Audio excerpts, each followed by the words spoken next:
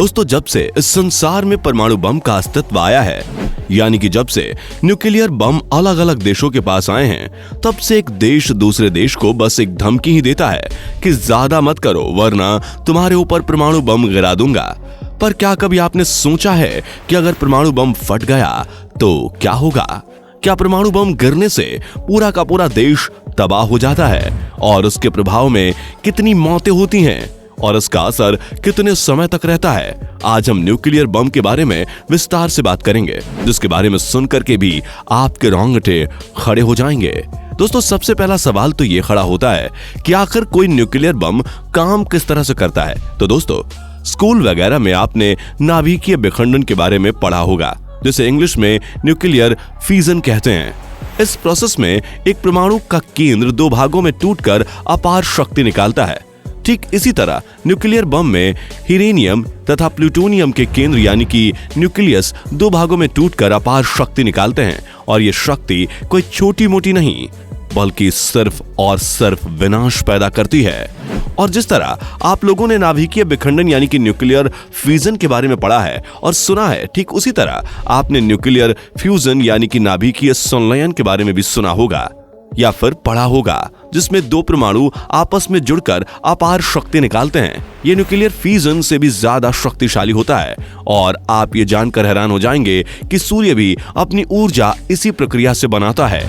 Nuclear fusion पर ही hydrogen bomb काम करता है, लेकिन यहाँ पर हम एक परमाणु बम के बारे में बात करेंगे कि यह परमाणु बम फटने के बाद कहां कहां तक फैलता है और कहां कहां तक लोग इसके प्रभाव क्षेत्र में आते हैं और ये किस तरह की तबाही मचा सकता है। यहाँ हम आपको बता दें कि जापान के हिरोशिमा और नागासाकी में गिरा परमाणु बम जो अमेरिका द्वारा गिराया गया था, वो आधुनिक परमाणु बम के सामने कुछ भी नहीं है। जी हाँ, उतनी ज्यादा तबाही मचाने वाला वह परमाणु बम जो जापान के ऊपर गिराया गया था, वो इस समय के परमाणु बम के सामने छोटे बच्चे की तरह है, जो अगर गलती से भी कहीं गिर जाए तो समझ लीजिए उस देश की पूरी तरह से तबाही मच जाएगी। और जब परमाणु बम के बारे में बात कर ही रहे हैं, तो आइए ये जान लें कि जब दुनिया का सबसे शक्तिशाली परमाणु बम, जो और कहीं नहीं बल्कि रसिया के पास है, और इस परमाणु बम की ताकत है 100 मेगाटन, इसका नाम सार बम है। ऐसे में जब ये परमाणु बम फटेगा तो इसका क्या असर होगा, किस तरह की तबाही ये मचाएगा, यकीन मानिए दोस्तों, सुनकर ही आपकी आत्मा कांप उठेगी। सबसे पहले तो जहां कहीं भी बम गिरेगा उसके 3 किलोमीटर के डायामीटर की रेंज तक आग का गोला बहुत ही तेजी से चलेगा, जो कि सूर्य की सतह से भी ज्यादा गर्म होगा। यानी कि वहां पर हर एक चीज, हर एक व्यक्ति, वस्तु और वातावरण, यहां तक कि पृथ्वी के क्रस्ट का ऊपरी भाग भी पूरी तरह से नष्ट हो जाएगा। बम गिरने वाली जगह से 8 किलोमीटर तक की दूरी तक तो हवा प्रकाल रूप से दबाव के साथ बहेगी और सब कुछ यहां तक कि मजबूत से मजबूत इमारत को भी तबाह करते हुए दबाव के साथ 960 किलोमीटर प्रति घंटे से चलेगी। लगभग 13 किलोमीटर की गोलाई के क्षेत्र में कार, ट्रक जैसी हर लोहे की टीन की वस्तुएं पिघल जाएंगी, वो भी इतनी जल्दी कि आप इन आंखों से देख भी नहीं पाएंगे, क्योंकि लगभग 33 किलोमीटर की दूरी तक मौजूद जितने भी लोग रहेंगे उनकी मौत हो जाएगी और 78 किलोमीटर की गोलाई में आने वाले क्षेत्र के लोगों की स्किन जल जाएगी। यानी कि सिर्फ और सिर्फ विनाश ही विनाश होगा। और इन सब के बाद, यानी कि बम फटने के बाद रेडिएशन की वजह से पर्यावरण को जो नुकसान होगा उसकी तो आप कल्पना भी नहीं कर सकते। और यह सिलसिला केवल कुछ ही दिनों तक नहीं रहेगा, बल्कि जिस किसी भी इलाके में या फिर शहर में न्यूक्लियर बम फटेगा, वो शहर पूरी तरह से खत्म हो जाएगा, क्योंकि उसकी हवा इतनी ज्यादा प्रदूषित हो जाएगी कि अगर कोई अच्छा खासा इंसान भी उस हवा में सांस ले ले तो मौत की कगार पर पहुंच जाए। आसपास के जितने भी इलाके होंगे जो कि 100-150 किलोमीटर की दूरी पर होंगे, वहां तक लोगों को रेडिएशन का असर झेलना पड़ेगा। शुरू में तो महज छोटी मोटी तकलीफें ही होंगी, लेकिन बाद में यह तकलीफ कैंसर का रूप ले लेगी, और एक ऐसा कैंसर जो लगातार पीढ़ी दर पीढ़ी लोगों को होता रहेगा।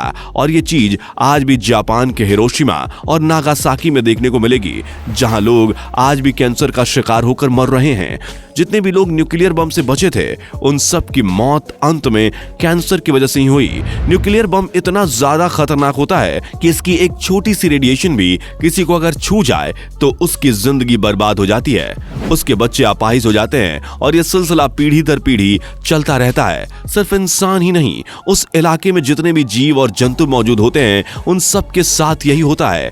इतने खतरनाक न्यूक्लियर बम को गिरने पर वो पूरा शहर तो विनाश के दलदल में डूब जाता है, लेकिन आसपास के शहर भी इससे बहुत ही बुरी तरह से प्रभावित होते हैं। वातावरण में सिर्फ और सिर्फ रेडिएशन और हवा का तेज दबाव होता है, जिसकी वजह से लोगों का सांस लेना मुश्किल हो जाता है। छोटे छोटे बच्चे अचानक से ही मरने लगते हैं, एक पल में ही आपके अपने आप से दूर हो जाते हैं। और इससे ज्यादा हम आपको क्या ही कहें, क्योंकि जब अमेरिका ने जापान के ऊपर एक छोटा सा परमाणु बम गिराया था तब तो इतनी ज्यादा तबाही मची थी कि आज भी वहां पर लोग विकलांग पैदा हो रहे हैं। जिस इलाके में बम गिरा था वहां की हवा आज भी प्रभावित है, लोगों को अभी भी लगातार कैंसर हो रहे हैं और वो मौत की गिरफ्त में जा रहे हैं। और सबसे ज्यादा दर्दनाक बात यह है कि इंसान के किए गए इस कारनामे में सिर्फ इंसान को ही नुकसान नहीं होता, बल्कि प्रकृति की हर उस चीज को नुकसान होता है जो हमें संभाले हुए है, हमें जिंदा रखे हुए है। हवा, पानी, पेड़ पौधे, झरने, पहाड़, सब कुछ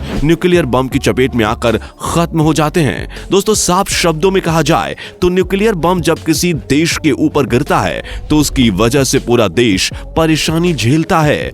लाखों लोग तो एक ही झटके में मर जाते हैं, लेकिन उसके पीछे करोड़ों लोग और जीव जंतु सालों तक मरते रहते हैं। और इन सब की वजह से उन देश की इकोनॉमी पर कितना गहरा प्रभाव पड़ता है हम इसका अंदाजा भी नहीं लगा सकते, क्योंकि इतने सारे लोगों की मौत, इमारतों का गिरना, वातावरण का नष्ट हो जाना, ये सब कुछ इस देश के ऊपर काफी गहरा प्रभाव डालता है। और कोई भी देश नहीं जो ये चाहेगा कि उसके साथ ऐसा हो। आज दो देशों के बीच चाहे जितना भी बड़ा विवाद क्यों ना हो, लेकिन बात कभी भी विश्व युद्ध की नहीं आती, क्योंकि अगर तीसरा विश्व युद्ध होगा तो उसमें न्यूक्लियर बम का इस्तेमाल जरूर होगा। और एक बार अगर न्यूक्लियर बम का इस्तेमाल शुरू हो गया तो उसके प्रभाव में केवल एक देश ही नहीं आएगा, बल्कि बदले में दूसरे देश भी एक दूसरे के ऊपर न्यूक्लियर बम गिराएंगे। और सियासत के लालची लोगों के चक्कर में आम लोगों और जीव जंतु की मौत हो जाएगी। हम तो यही कहेंगे कि कभी भी किसी को इस तरह की तबाही के बारे में सोचना नहीं चाहिए। गोली, बंदूक, बारूद की लड़ाई फिर भी एक बार जायज है, लेकिन न्यूक्लियर बम गिराकर पूरे के पूरे शहर को नष्ट कर देना कहीं से भी सही नहीं है। बाकी आपका इस विषय पर क्या कहना है, अपनी राय हमें कमेंट में जरूर दीजिएगा। और इस तरह की वीडियोस को देखते रहने के लिए हमारे चैनल को सब्सक्राइब करना बिल्कुल भी ना भूलें। धन्यवाद। दोस्तों, आपको स्क्रीन पर 2 और वीडियोस दिखाई दे रही हैं, जिसे देखने के लिए स्क्रीन पर क्लिक करें।